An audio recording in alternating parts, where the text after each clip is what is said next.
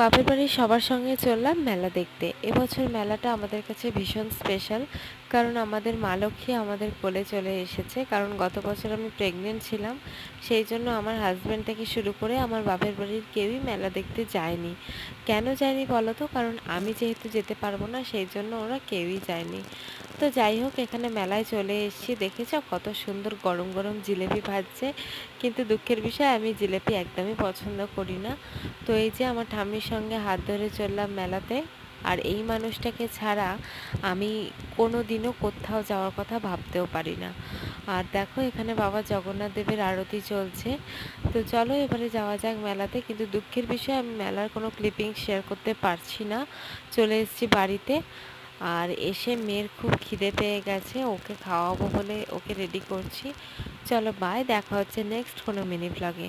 তোমরা সবাই ভালো থেকো, সুস্থ থেকো, আর ভালো